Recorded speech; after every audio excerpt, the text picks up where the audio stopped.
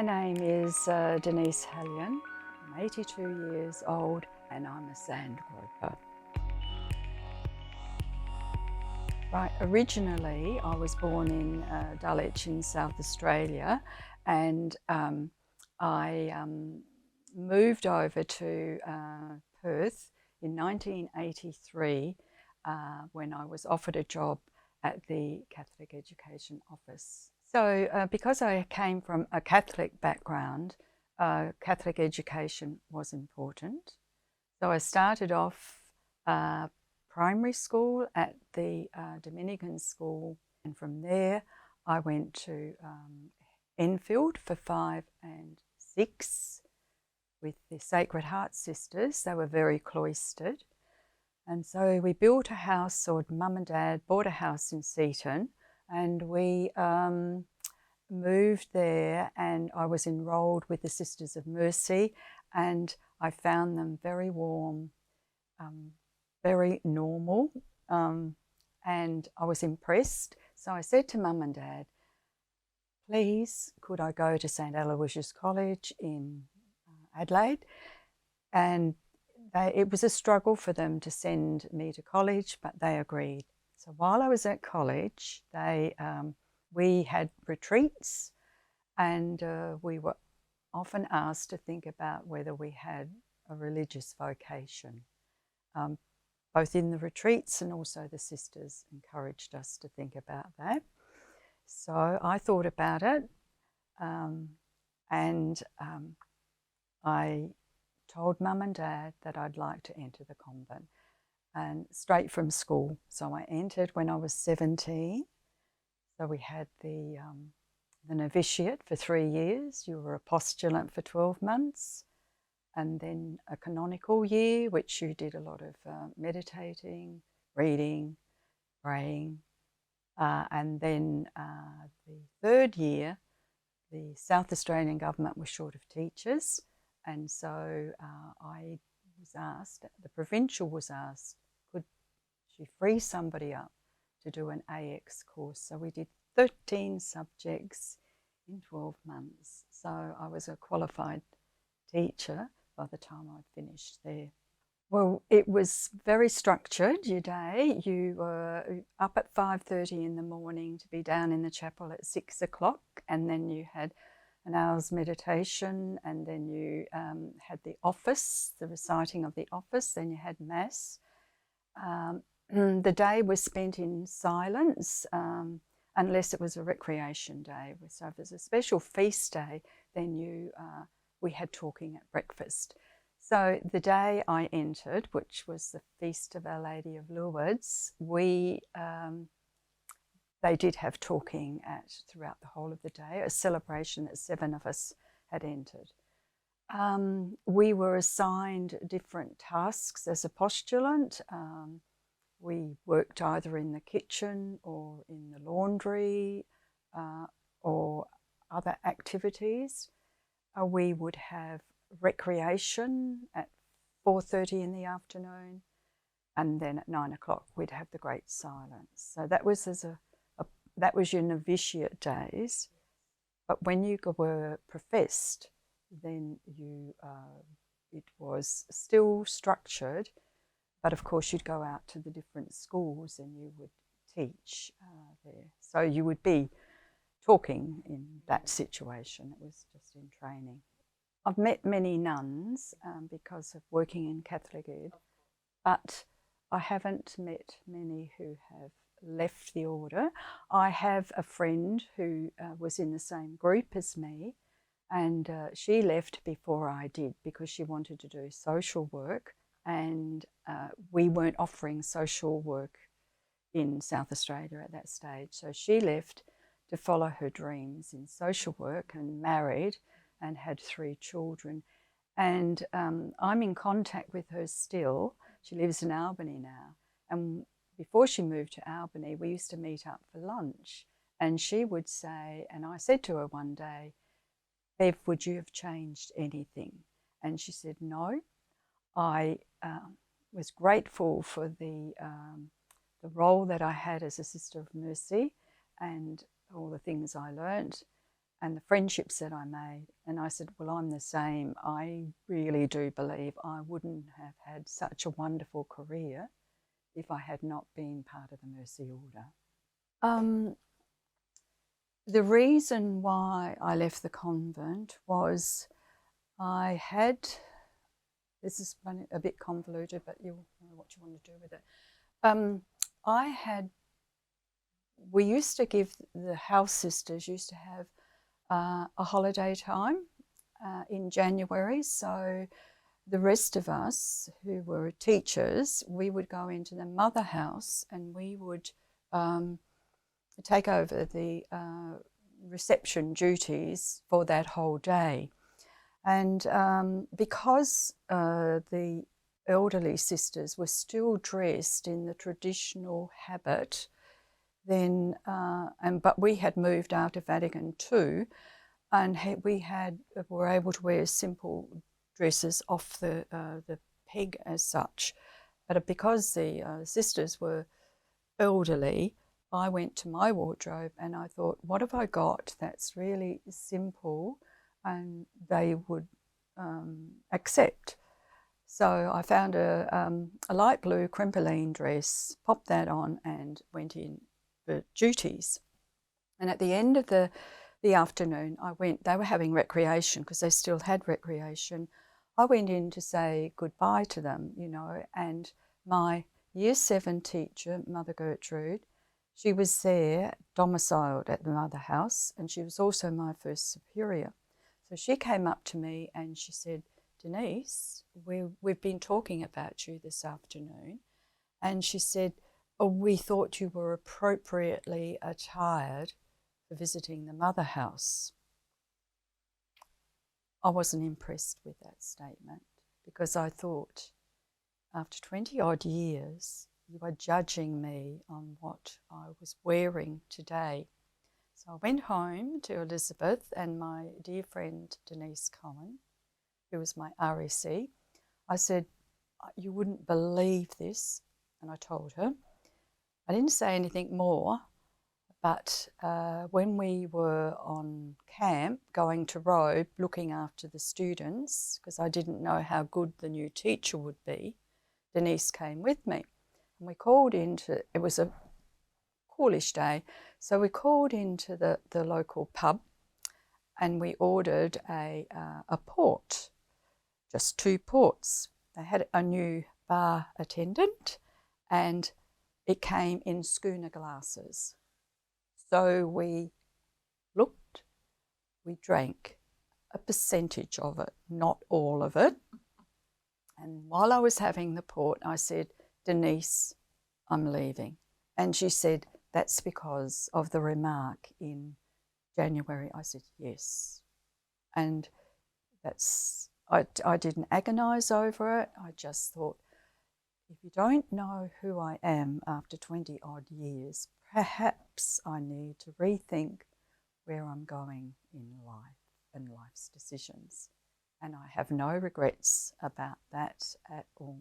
And then I made an appointment towards the end of the year with the provincial, and I said, oh, Pat, I've made up my mind. I'm very happy. I know I've made the right decision.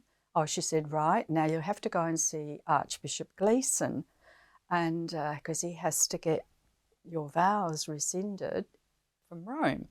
So I thought, oh, goodness me, Archbishop Gleeson has a very strong attachment to the Sisters of Mercy. He knows us really, really well. I thought, this is not going to be an easy interview.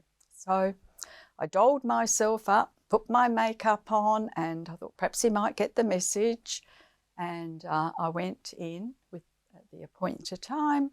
And I said, oh, hello, Your Grace. He said, oh, hello, sister. I said, you do know that I've had 12 months excloistration?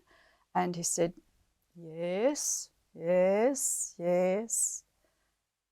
And I said, and I'm not going back. Oh, so he was quite disappointed.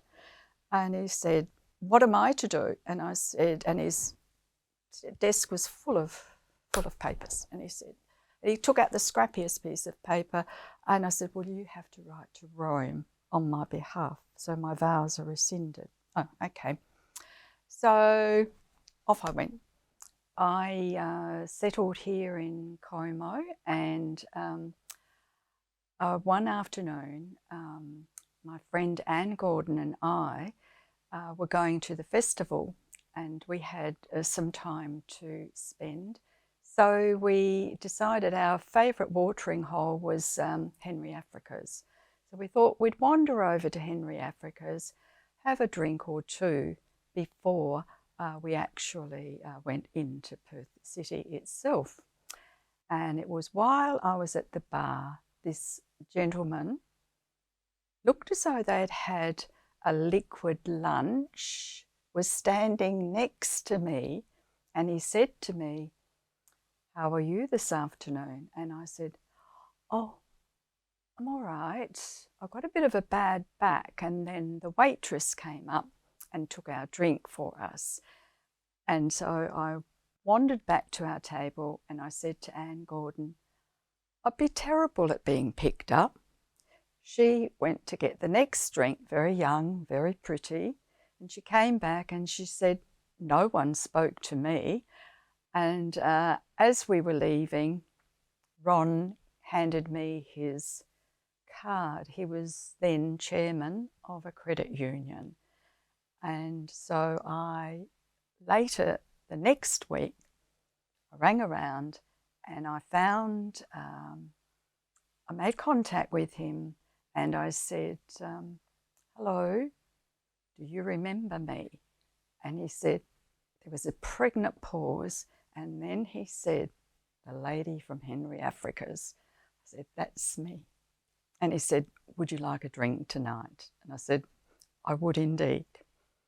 So that's how I met my husband, Ron Privilege. So I kept my maiden name because I'd had it for 40 years, and he had married previously, and I thought Dallas, she needed to retain the title of Mrs. Privilege. So I was quite happy to have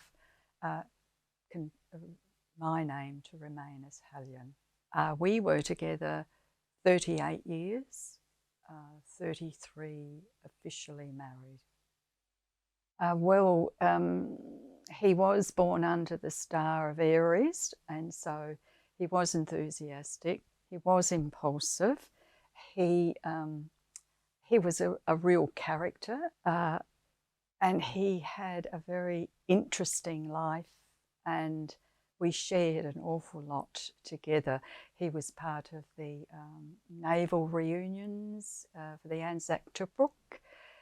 He was also part of the credit union movement, and he resurrected the RSL a number of times. So we led a very social life, and we had a lot of lovely friends, and they supported him when he got vascular dementia. So Ron developed vascular dementia, and as a result, that affects the logic in the front of your brain, the front lobes, and he became difficult to manage because his logical skills weren't there, and he also needed 24-hour care. I couldn't give him that 24-hour care, so I searched and found a lovely care facility at Aegis Anchorage in Mindarie, and it was the best choice because he didn't like being in care, but he was a very popular client in that facility because of his outgoing nature, his socialisation, and they loved him to bits, so much so that on the week he was dying, on the Friday, we were all gathered in the room, and the clinical nurse, Colette, came in. She gave him a big bear hug. Then the manager, Monica, came in. She gave him another big bear hug. And then the nurse came in and gave him a bear because they knew he would not be there on the Monday. was so lucky to have such a good place. He never forgave me for him having to go into care, of course. And he was always much better when I wasn't on the premises. Yes. They told me. Because he had failing eyesight in the latter years, the last thing I will do would be to put the drops in. I'd like to. Last thing at night, I would go up and put the drops in his eyes, and he would say, "I really love you." And I'd say, "So do I."